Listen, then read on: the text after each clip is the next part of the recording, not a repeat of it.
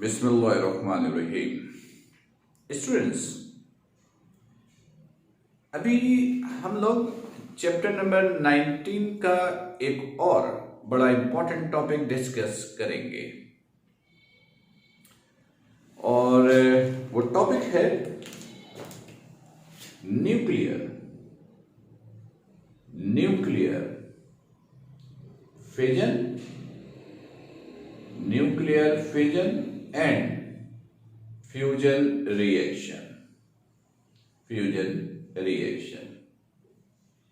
Right.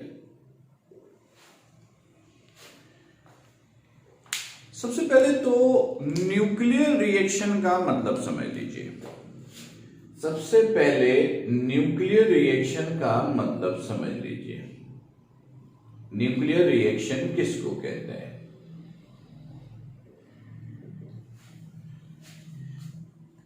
Nuclear reaction ऐसे reaction को कहते हैं जिसमें न्यूक्लियस डिसइंटीग्रेट होता हो, जिसमें न्यूक्लियस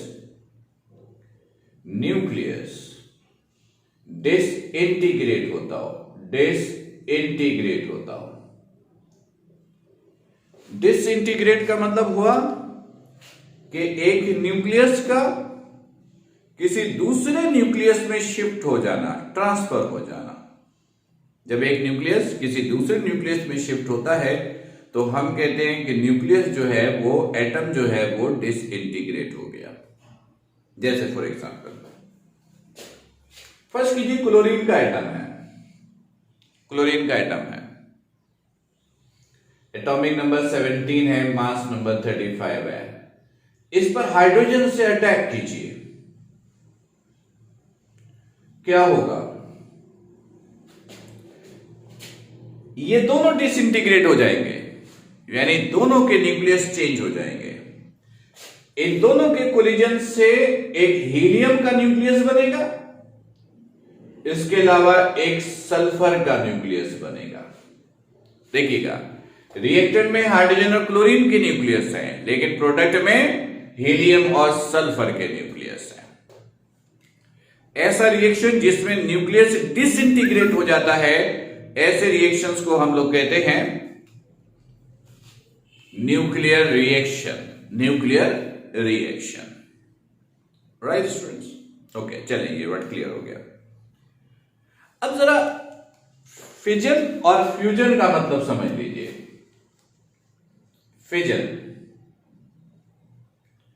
फिजन का मतलब होता है breaking of nucleus.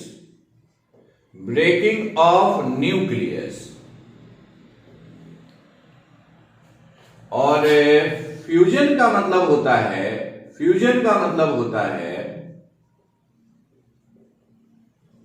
Formation of nucleus.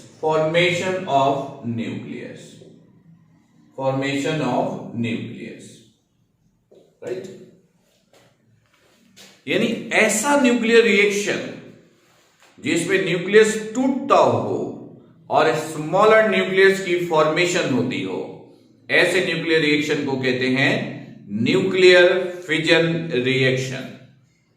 और ऐसा न्यूक्लियर रिएक्शन जिसमें न्यूक्लियस मिलते हो और एक नया न्यूक्लियस फॉर्म होता हो, ऐसे रिएक्शंस को कहते हैं nuclear fusion reaction. Right?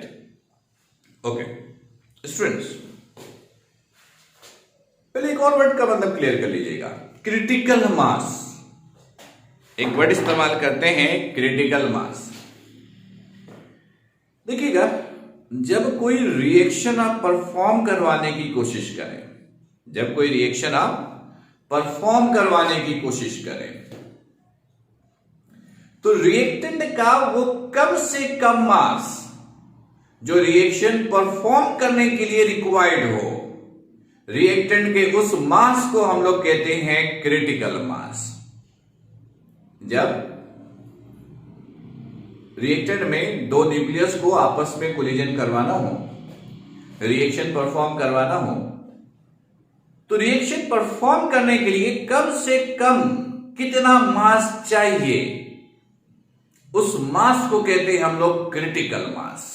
Right? तो क्रिटिकल मास तो हर रिएक्शंस के लिए रिक्वायर्ड होता है, चाहे फिजन हो चाहे फ्यूजन हो। स्टूडेंट, इस वक्त न्यूक्लियर रिएक्शन बेइंतहा है, बहुत सारे हैं, पर हमें अपने सिलेबस में सिर्फ 2 डिफरेंट न्यूक्लियर रिएक्शंस को डिस्कस करना है, एक फिजन और एक फ्यूजन। फिजन न्यूक्लियर रिएक्शन का मतलब होता है हैवी न्यूक्लियस का टूटना और स्मॉलर न्यूक्लियस का बनना। जैसे फॉर एग्जांपल यूरेनियम एक हैवी न्यूक्लियस है, एटॉमिक नंबर 92, मास नंबर 235। ये यूरेनियम का आइसोटॉप्स है। एक्चुअल जो यूरेनियम है उसका मास नंबर 236 होता है। ये उसके चाइल्ड एलिमेंट्स हैं, यूरेनियम का आइसोटॉप है। इस पर न्यूट्रॉन से अटैक करो, न्यूट्रॉन से अटैक करो, ये यूरेनियम का न्यूक्लियस टूटेगा बेरियम के न्यूक्लियस में, क्रिप्टॉन के न्यूक्लियस में। एक का एटॉमिक नंबर 36 और एक का 56 होता है, एक का 36 एक का 56, इसका कितना है 92। तो इसके मुकाबले में ये दोनों न्यूक्लियस क्या है, छोटे हैं। इसके अलावा 3 न्यूट्रॉन एमिट होगा और तकरीबन 200 मेगा इलेक्ट्रॉन वोल्ट की एनर्जी रिलीज होगी जो हीट की फॉर्म में होगी, राइट। हैवी न्यूक्लियस का स्मॉलर न्यूक्लियस में टूटना, स्मॉलर न्यूक्लियस में टूटना और एनर्जी का रिलीज होना, ऐसे रिएक्शन को कहते हैं न्यूक्लियर फिजन रिएक्शन। अगर हम फ्यूजन रिएक्शन की बात करें, जैसे ये ड्यूटेरियम ये ट्राइटियम, इनको मिलाइए, हीलियम का न्यूक्लियस मिलेगा, न्यूट्रॉन मिलेगा, तकरीबन 17 मेगा इलेक्ट्रॉन वोल्ट की एनर्जी रिलीज होगी, 17 मेगा इलेक्ट्रॉन वोल्ट की एनर्जी रिलीज होगी। ये दोनों छोटे न्यूक्लियस हैं as compare to helium nucleus. छोटे न्यूक्लियस का मिलना, बड़े न्यूक्लियस का बनना, इसे कहते हैं न्यूक्लियर फ्यूजन रिएक्शन।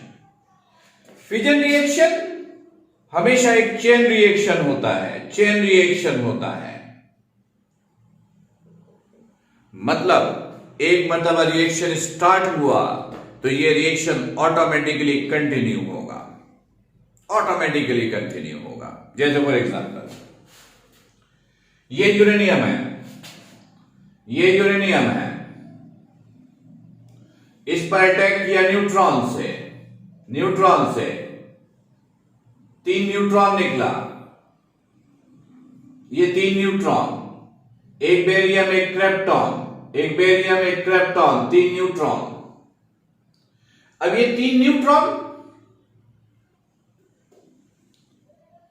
3 दूसरे यूरेनियम के न्यूक्लियस से हिट करेगा।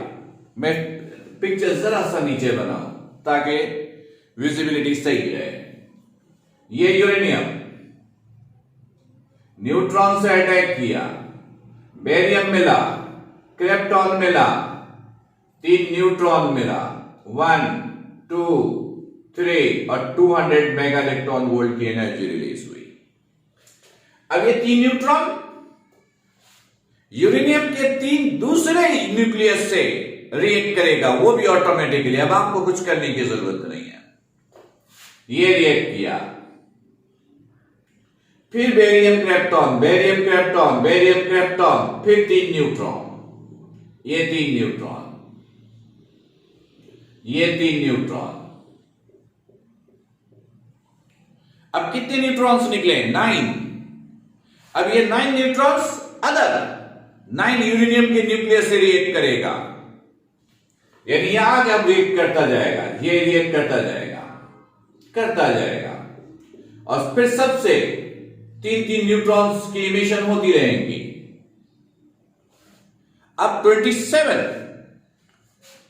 इस तरीके से न्यूट्रॉन्स बढ़ते जाएंगे और यूरेनियम के न्यूक्लियस से रिएक्ट करता जाएगा, और ये रिएक्शन तब तक नहीं रुकेगा जब तक यूरेनियम का एक एक न्यूक्लियस रिएक्शन में इस्तेमाल ना हो जाए, चाहे इसके लिए टाइम कुछ भी लगे, कुछ मिनट लगे, कुछ घंटे लगे, कुछ दिन लगे या कुछ साल लगे, रिएक्शन ने कंप्लीट होना है, राइट। स्टूडेंट्स याद रखिएगा, एक मर्तबा फिजन रिएक्शन ऑन एयर हो गया, ऑन एयर मतलब हवा में आपने इसको परफॉर्म कर दिया, तो इस रिएक्शन को स्टॉप करने का कोई मैकेनिज्म नहीं है दुनिया के पास, कोई मैकेनिज्म नहीं है। लैब में इसे न्यूक्लियर रिएक्टर के जरिए हम लोग कंट्रोल करते हैं, और इसको कंट्रोल करने का एक ही तरीका होता है कि ये जो न्यूट्रॉन्स एमिट होती हैं इसकी स्पीड्स को हम स्लो डाउन करते हैं। जैसे जैसे इसकी स्पीड कंट्रोल में आती है न्यूक्लियर फिजन रिएक्शन कंट्रोल होता है, पर यह काम लैब में पॉसिबल है, वो भी न्यूक्लियर रिएक्टर के जरिए। एयर में हो जाए तो इसे कंट्रोल करना पॉसिबल नहीं है। ये जो रिएक्शन है, ये रिएक्शन जो है फिजन का, नॉर्मल लाइफ में इसे रिएक्शन ऑफ एटॉमिक बॉम्ब कहते हैं। ये रिएक्शंस ऑफ एटॉमिक बॉम्ब है। ये तो चेन रिएक्शन भी नहीं है, इसे रिएक्शन ऑफ हाइड्रोजन बॉम्ब कहते हैं, हाइड्रोजन बॉम्ब कहते हैं।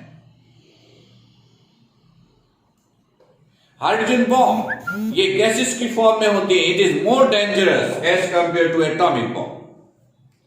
स्टूडेंट्स, एटॉमिक बॉम्ब या न्यूक्लियर बॉम्ब, चाहे इसे न्यूक्लियर फिजन बॉम्ब भी कहते हैं, इसे न्यूक्लियर फ्यूजन बॉम्ब भी कहते हैं, हाइड्रोजन बॉम्ब को। इसे इतना डेंजरस क्यों कहा जाता है, जरा ये समझने की कोशिश कर लीजिएगा। राइट, सुनिए। एक्चुअल में जब बॉम्ब ब्लास्ट होता है तो आपने देखा होगा कि ऑन द स्पॉट्स आग लगती है। आग लगने का मतलब है हीट एनर्जी की प्रोडक्शन। फिर आग लगती है और जो लोग इनकी रेंज में आ जाते हैं वो लोग अफेक्टेड होते हैं, और फिर कुछ देर बाद सब कुछ नॉर्मल हो जाता है। यानी जो लोग उनकी रेंज में आ जाते हैं वो लोग अफेक्टेड होते हैं, उनको नुकसान उठाना पड़ता है, चाहे वो जान की शक्ल में हो या माल की शक्ल में हो। जब एटम बॉम्ब ब्लास्ट होता है तो ऑन द स्पॉट प्रोड्यूस होने वाला टेम्परेचर तकरीबन 50,000 to 75,000 डिग्री सेल्सियस का टेम्परेचर प्रोड्यूस करता है। यानी ऑन द स्पॉट जब fission bomb atom bomb drop होता है, परफॉर्म होता है इसका reaction, on the spot produce होने वाला temperature near about 50,000 to 75,000 degree Celsius होता है। स्टूडेंट्स, ये इतना ज्यादा टेम्परेचर होता है कि ऑन द स्पॉट जो इसकी रेंज में होगा, बाद में ये सिर्फ एनर्जी की फॉर्म में हमें मिलेगा, बाकी इसकी कोई भी बाकियात हमें नहीं मिलेंगी। मैं ऐसे समझाता हूं। स्टील की रॉड 1800 डिग्री सेल्सियस पर मेल्ट हो जाता है, नियर अबाउट 1800 डिग्री सेल्सियस पे मेल्ट हो जाता है स्टील की रॉड। तो हमारे बॉडी के अंदर जो कुछ है, ये आसपास जो कुछ है, स्टील से ज्यादा मजबूत तो नहीं है। तो 1800 डिग्री सेल्सियस पे मेल्ट हो गई, तो सोचिए ऑन द स्पॉट जब near about minimum 50,000 degree Celsius का टेम्परेचर प्रोड्यूस होगा तो क्या आलम होगा। खैर, जो लोग इसकी रेंज में आए वो तो फिर एनर्जी की फॉर्म में ही मिलेंगे। लेकिन नुकसान अभी यहां पे खत्म नहीं हुआ, नुकसान तो यहां से शुरू हुआ। अभी क्या होगा सुनिए। एक न्यूक्लियस के एटम से, एक न्यूक्लियस से 200 मेगा इलेक्ट्रॉन वोल्ट की एनर्जी रिलीज हो रही है, एक से। आपको पता है कि एक एटम बम बनाने में तकरीबन कितना यूरेनियम यूज होता है? यूरेनियम 236 45 टन का यूरेनियम यूज होता है। एक टन में तकरीबन नियर अबाउट 26-27 मन होता है। एक मन में 40 केजी होता है और एक केजी में 1000 ग्राम होता है। और सिर्फ 236 ग्राम में एवागैड्रो नंबर एटम होता है। एवागैड्रो नंबर एटम होता है और एक एटम से इतनी एनर्जी रिलीज होती है। अच्छा स्टूडेंट्स, मैं आपको यह भी बता दूं कि 1 kg यूरेनियम U-236 लेंगे, ये एक्चुअल एलिमेंट है। न्यूक्लियर रिएक्शंस के लिए यूरेनियम 235 चाहिए, तो हम इसमें से यूरेनियम U-35 निकालते हैं और सिर्फ 0.7% यूरेनियम 235 इसमें से मिलता है। ये रिएक्शन में यूज होता है। इस रिएक्शन से यानी एक एटम बॉम्ब में इतने न्यूक्लियस होते हैं कि इससे रिलीज होने वाली एनर्जी इतनी ह्यूज अमाउंट में होती है। और आपको पता है कि एनर्जी डिस्ट्रॉय तो होती नहीं है, इस एनर्जी की डेंसिटी भी ज्यादा होती है। डेंसिटी ज्यादा होने की वजह से ये अर्थ के सरफेस पे रहता है और ये एयर में डिफ्यूज भी हो जाती है, मिक्स हो जाती है और फिर एयर के साथ ब्लो होती जाती है। ये एनर्जी जिस जिस हिस्से में ब्लो होकर जाएगी वहां से लाइफ एंड होती जाएगी। यानी अगर ये एनर्जी अगर आपके बॉडी से टकरा जाए, जैसे हवा टकराती है, इस तरह ये एनर्जी हमारे बॉडी से टकरा जाए तो कुछ मिनटों में हमारी शक्ल, हमारी फिजिकल अपीयरेंस ऐसी होगी जैसे हमें किसी ने जिंदा जला दिया हो, ऐसी होगी अपीयरेंस। इसलिए इसको इतना डेंजरस कहा जाता है। स्टूडेंट्स, इसकी इब्तिदा कैसे हुई जरा सा ये भी सुन लीजिए। 1932 के अराउंड जर्मन ने, दो जर्मन साइंटिस्ट थे, फर्मी एंड सेगरे। इन दोनों साइंटिस्ट ने अपने मुल्क के लिए, यानी जर्मन गवर्नमेंट ने इन्हें परमिशन दी थी, अपने मुल्क के लिए इन्होंने हैवी न्यूक्लियस को स्टडी करना शुरू किया था और 1934-35 के अराउंड इन्होंने अपनी गवर्नमेंट को रिपोर्ट की कि हैवी न्यूक्लियस से रिलीज होने वाली एनर्जी ह्यूमन हेल्थ के लिए डेंजरस होगी। जर्मन गवर्नमेंट ने उस पर बैन लगाई। उसके कुछ अरसे के बाद 1936 के अराउंड जर्मन गवर्नमेंट ने ही अपने दो और साइंटिस्ट, हॉर्न और स्ट्रेसमैन, उनको यह जिम्मेदारी दी कि वो हैवी न्यूक्लियस को स्टडी करें। 1938 में इन दोनों साइंटिस्ट ने भी यही रिपोर्ट की कि हैवी न्यूक्लियस से रिलीज होने वाली एनर्जी ह्यूमन हेल्थ के लिए अच्छा नहीं होगा, डेंजरस है। जर्मन गवर्नमेंट ने उस वक्त इतनी तवज्जो नहीं दी क्योंकि दुनिया के हालात बड़ी तेजी से खराब हो रहे थे। आपको याद होगा 1939 में सेकेंड वर्ल्ड वॉर शुरू हो गया था। फिर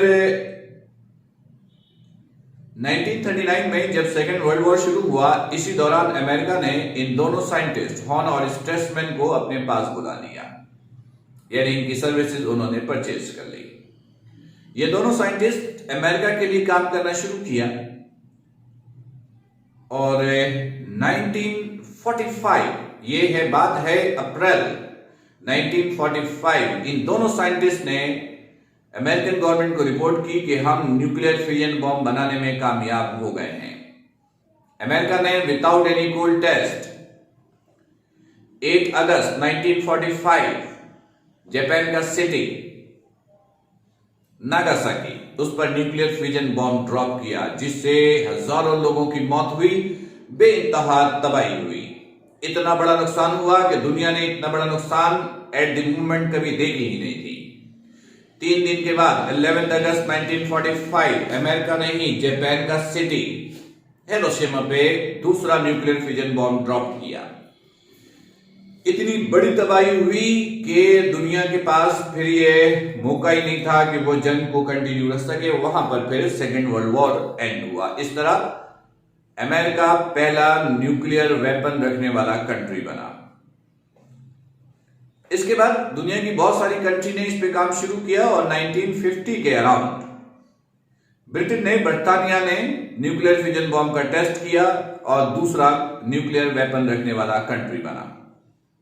1956 में फ्रांस ने किया, फ्रांस ने या रशिया ने किया और फिर 1960 में रशिया ने किया, 1964 में चाइना ने किया। इस तरह ये 5 कंट्रीज जो थी न्यूक्लियर वेपन रखने वाली कंट्री बन गई जिनके पास न्यूक्लियर फ्यूजन बॉम्ब था। फिर अमेरिका ने यूएन की मदद से न्यूक्लियर टेक्नोलॉजी पर, न्यूक्लियर वेपन्स की स्टडी पर इंटरनेशनली बैन लगा दी। खैर बैन लग गई, लेकिन इसके बावजूद बहुत सारी कंट्री ने इस पे काम कंटिन्यू रखा। 1973 या इसके अराउंड इंडिया ने न्यूक्लियर फिजन बॉम्ब का टेस्ट किया, जो तकरीबन सारे के सारे नाकाम हुए। वक्त गुजरता रहा। 1988 या इसके अराउंड डॉक्टर अब्दुल करीम ने, उस वक्त की पाकिस्तानी गवर्नमेंट, जो कि आर्मी की गवर्नमेंट थी, जनरल जियाउल हक उस वक्त के प्रेसिडेंट थे, उनको रिपोर्ट की कि हम न्यूक्लियर फिजन बॉम्ब बनाने में कामयाब हो गए। लेकिन चूंकि इंटरनेशनली बैन था और हमारे मुल्क में आर्मी की गवर्नमेंट थी, इसलिए गवर्नमेंट ने न्यूक्लियर फिजन रिएक्शन करने की परमिशन नहीं दी। वक्त गुजरता रहा। बात आ गई 1998 तक। उस वक्त दुनिया के हालात पाकिस्तान और इंडिया के पॉइंट ऑफ व्यू से बड़े खराब थे। इस तरह की सिचुएशन थी कि किसी वक्त भी दोनों कंट्री के दरमियान जंग छिड़ सकती थी। दोनों कंट्री ने तैयारी भी शुरू कर दी थी। बात पहुंची 23 मई 1998। इंडिया ने न्यूक्लियर फिजन बॉम्ब का टेस्ट किया, जो सारे के सारे कामयाब हुए, और पाकिस्तानियों को मैसेज दिया कि हमारे पास ऐसा कुछ है जो आपको डिस्ट्रॉय करने के लिए कुछ टाइम ही लेगा। पाकिस्तान ने फिर बदले में 5 दिन के बाद 28 मई 1998 बलूचिस्तान का एरिया चाबी, इस पर न्यूक्लियर फिजन बॉम्ब का टेस्ट किया, जो सारे के सारे सक्सेसफुल रहे, और इंडिया को मैसेज किया कि मुकाबला बराबरी का है। अगर आपके पास कुछ ऐसा है तो हमारे पास भी चीजें मौजूद हैं। हमने फिर 29 मई 1998 को एक और टेस्ट किया, जो कि कामयाब रहा। इस तरह दुनिया में ये 7 कंट्रीज हैं जिनके पास ऑफिशियली न्यूक्लियर फिजन बॉम्ब हैं। ऑफिशियली का मतलब है कि जिन्होंने अनाउंस कर दी है। इसके अलावा बाकी कितनी कंट्रीज के पास इस तरह के बॉम्ब्स हैं, फिलहाल ये बताना मुमकिन नहीं है। खैर, इन दोनों कंट्री ने चूंकि इंटरनेशनल लॉ के अगेंस्ट काम किया था, तो इन दोनों कंट्रीज पे बहुत सारी पाबंदियां लगी। इस पर फिलहाल डिस्कशन बेकार है। यहां पर ये हमने थोड़ा सा आपको ये हिस्ट्री बताया कि न्यूक्लियर फिजन बॉम्ब कैसे बनना शुरू हुआ और कहां पर जाकर फिलहाल ये मौजूद है। इस वक्त दुनिया की 7 कंट्रीज के पास इतने न्यूक्लियर फिजन बॉम्ब्स हैं कि अगर थर्ड वर्ल्ड वॉर होता है तो जमीन पर इंसान का वजूद बरकरार रखना निहायत ही मुश्किल होगा। यानी ये तो एक न्यूक्लियर वेपन है, एक न्यूक्लियर वेपन है। इस वक्त दुनिया के पास, मुख्तलिफ कंट्री के पास ना जाने कितने न्यूक्लियर वेपन्स हैं। थर्ड वर्ल्ड वॉर ये भी पॉसिबल है कि जमीन पर से इंसान का वजूद खत्म कर दे। खैर, पर ये फिलहाल कहना कबल अज़ वक्त है, पर फैक्ट, फिगर्स और ये सारी जो सिचुएशन है वो यही बताती हैं कि थर्ड वर्ल्ड वॉर जमीन पर इंसान का रहना मुश्किल बनाएगा। ये तो हमने फ्यूजन बॉम्ब की बात की। फ्यूजन बॉम्ब जो चेन रिएक्शन भी नहीं है, एनर्जी भी कम रिलीज होती है, पर ये इसके मुकाबले में ज्यादा डेंजरस है। इससे रिलीज होने वाली एनर्जी एयर में डिफ्यूज होती है और उसकी स्पीड ऑफ लाइट के बराबर होती है। और ये सॉलिड बॉडी को, यानी अगर हमारे जिस्म से टकरा जाए तो मिनटों में कह लीजिए सेकेंडों में हमें पाउडर में कन्वर्ट कर सकती है। तो सोचे कि अगर इस एनर्जी का, इस बॉम्ब का इस्तेमाल होता है तो क्या आलम होगा। ऑफिशियली तो ये बॉम्ब दुनिया की किसी कंट्री के पास नहीं है, पर ना जाने कितनी कंट्रीज होंगी जिन्होंने इसकी तैयारी करके रखी होगी। नेचुरली इस वक्त सन में सबसे ज्यादा फ्यूजन रिएक्शन होता है, पर कुदरत यह है कि उस फ्यूजन रिएक्शंस के दौरान रिलीज होने वाली एनर्जी कुदरत जमीन तक पहुंचने नहीं देती, वरना सोचे कि जमीन पर इंसान का क्या होगा। सन में मोर देन 150 टाइप्स के रिएक्शंस होते हैं, जिनमें से सिर्फ 7 रिएक्शंस जिससे रिलीज होने वाली एनर्जी ह्यूमन हेल्थ के लिए बेहतर है, जमीन तक सिर्फ वही एनर्जी पहुंचती है, बाकी एक पर्टिकुलर डिस्टेंस पर आकर रुक जाती हैं। सोचें कि अगर उस एनर्जी में से जरा सा हिस्सा अल्लाह ताला जमीन पर पहुंचा दे तो जमीन का क्या हशर होगा, जमीन पर से इंसान का वजूद वैसे ही खत्म हो जाएगा। खैर स्टूडेंट्स, ये तो टॉपिक्स चूंकि चल निकली थी इसलिए हमने थोड़ा सा बहुत मुख्तसर सा, वरना इस पर तो डिटेल इतनी है कि कई घंटे बात हो सकती है, पर चूंकि फिजन फ्यूजन रिएक्शन था तो हमने सोचा कि हल्का सा माइनर सा हिस्ट्री भी आपको बता दें ताकि आप सुन लें। इन दोनों टॉपिक की लर्निंग नोट से करनी है, मैं इसके हैंड आउट आपको सेंड करूंगा, वहां से आप उसको याद करेंगे। नोट्स भी आपके पास मौजूद है, अगर आपको बेहतर लगे तो आप वहां से भी इसकी लर्निंग कर सकते हैं। कोई प्रॉब्लम हो लेक्चर में, कोई कंफ्यूजन हो तो लाइव सेशन में फिर मुझसे डिस्कस कीजिएगा। तब तक अपना ख्याल रखेंगे। अस्सलामु अलैकुम।